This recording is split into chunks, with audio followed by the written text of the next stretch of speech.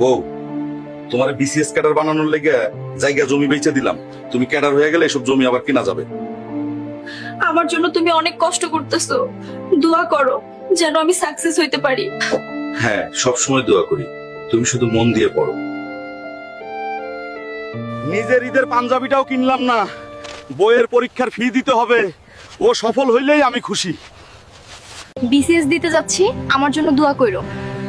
Tension না নিয়ে সুন্দর মতো এক্সাম দাও, হয়ে যাবে আশা করি। শুনো, আমি বিসিএস ক্যাডার হইছি, আমার চাকরি হয়ে গেছে। যাক, এবার আমাদের অভাব ঘুচবে তাইলে। এখন আমাকে ঢাকায় চলে যাইতে হইবে, কিছুদিন পর তোমাকেও নিয়ে যাব। ঠিক আছে, সাবধানে থাকো তাইলে। 6 মাস হয়ে গেল বউ ঢাকায় গেছে, ফোনও ধরে না, খোঁজ খবর নেই না। আমি আজই ঢাকায় যাব তার খোঁজ নিতে।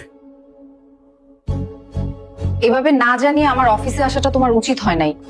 অফিসে আমার একটা সম্মান আছে। এটা কি বলো সাদিয়া? তোমার কোনো খোঁজ পাচ্ছিলাম না, ফোনটাও রিসিভ করছিলে না।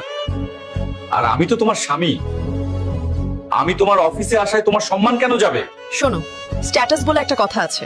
তুমি সাধারণ মানুষ আর আমি ক্যাডার অফিসার, এই জায়গায় আমাদের আর মানায় না। তাছাড়া তোমার সাথে আমি আর সংসার করতে চাই না। ডিভোর্স লেটার পাঠিয়ে দেবো, সাইন করে দিও। আমার সব শেষ করে তোমাকে অফিসার বানালাম ঘুরে, আর আজ আমাকেই ছেড়ে দিচ্ছ? তোমার যা কিছু হারিয়েছে সব ফেরত দেওয়া হবে। তুমি টাকার গরম দেখাচ্ছ সাদিয়া। ঠিক আছে, আমি যখন তোমার মন থেকে উঠেই গেছি, তাইলে আর কিছু বলার নাই। তুমি ডিভোর্স পেপার পাঠিয়ে দিও, সাইন করে দিব। যে সিঁড়ি দিয়ে ছাদে উঠলেন, তাকে লাথি মারলে নামবেন কিভাবে? যেসব স্বামীরা বউদের পড়ালেখা করায় তাদের স্ত্রীদের উচিত স্বামীর কষ্টের মূল্য দিয়া এবং বিশ্বাসটা রাখা।